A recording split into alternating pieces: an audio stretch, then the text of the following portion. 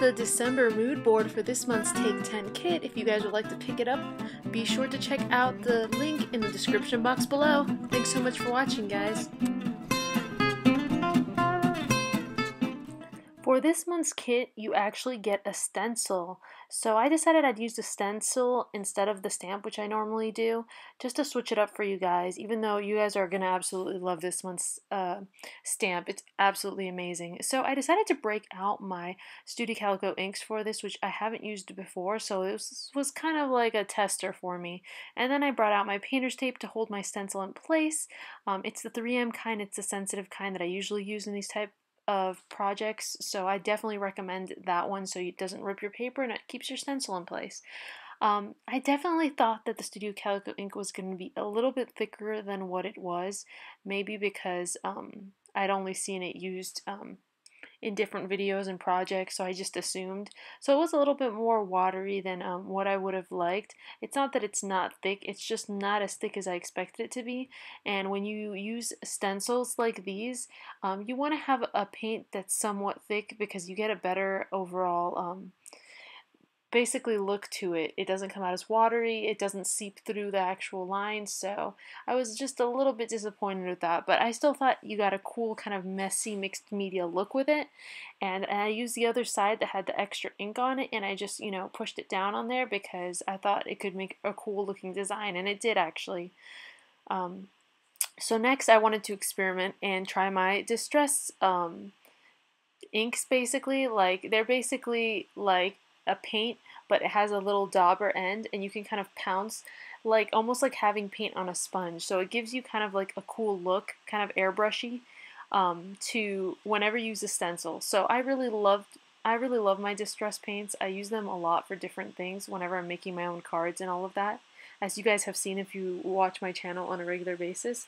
So I just wanted to try them out and see how they ended up doing, because you kind of get almost like a similar look to what you would if you used your mists, which I know us crafters have a lot of mists, so you're welcome to use a mist when doing this. I just decided not to show you guys a mist because I figured, that's kind of like everybody has those and it's kind of like self-explanatory.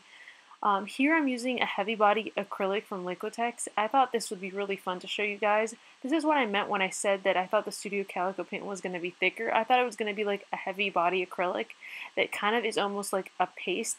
And what's cool about it is you can water it down and make it a more of a paint if you need it to. But if you want that thickness, which I do in this case, you're going to get a really cool look. You're going to get a look like you would if you used molding paste. Normally I probably would have done this with molding paste, but for some reason I couldn't find my molding paste, and I knew that my acrylic would work just like that molding paste would, adding like this awesome cool texture. And on top of that, this Liquitex acrylic ink is a pearlescent, not ink, paint is like pearlescent, so as it dries you're going to see this really cool pearl look to it, which is really great, especially now with December cards and all kinds of stuff like that. I feel like it kind of goes with the look. And I wanted to show you that while it's wet, you can actually sprinkle glitter all over the acrylic, and it's gonna basically stick onto it really well. And you can even just pat it down slightly with your palette brush or your fingers just to make it stick, because you're gonna have excess coming off of it.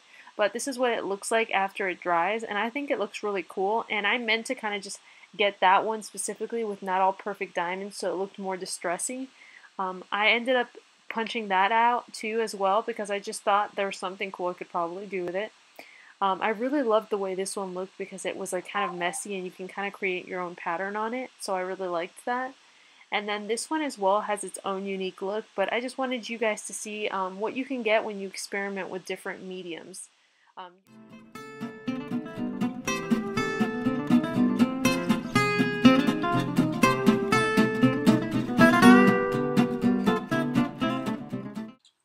I set this other card aside to dry, but as you can see, I achieved a lot of texture with that heavy body acrylic, and I really like the way it came out. If you guys could see it in person, you would see how awesome it is, and it's got that really cool pearlescent look to it.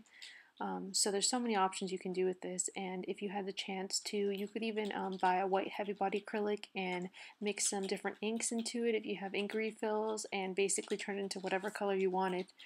because you get the same effect as you would with embossing paste. Now this is the finished results, you guys. All 4 of the cards that I worked on. This one I decided to cut a diamond shape out of because I just love diamond shapes.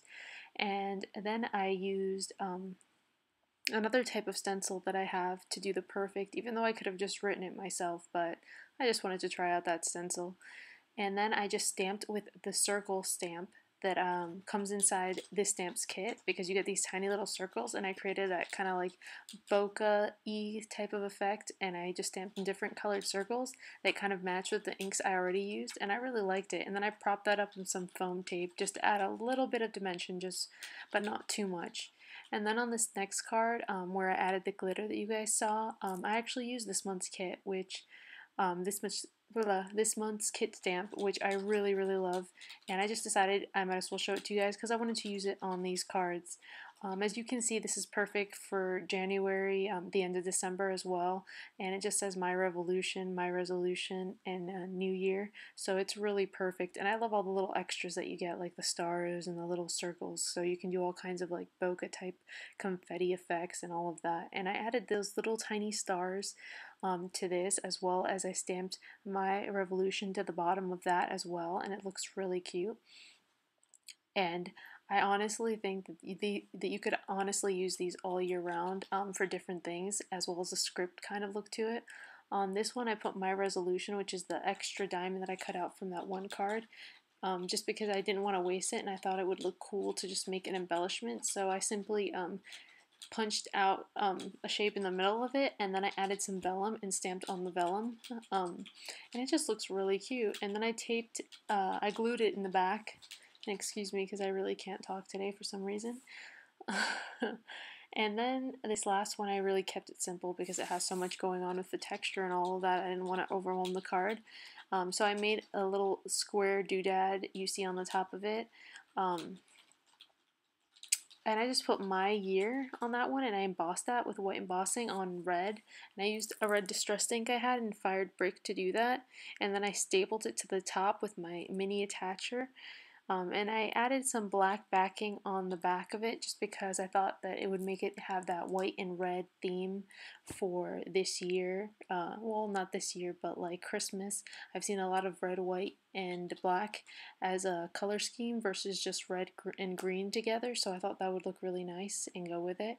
But anyway, you guys, I hope you liked my ideas. I hope if you decide to try any of these ideas, you will maybe hashtag me on Instagram at hashtag starsandpalm, and I will have links to my Instagram below, as well as links to the Studio 29 kits, so you can pick one up if you so choose to. I would definitely recommend doing that this month because the kit's super cute and you get this awesome stamp and stencil. So be sure to subscribe to my channel as well, you guys, if you enjoy watching all types of videos I do. So anyway, you guys, thanks so much for watching, and just have an awesome December.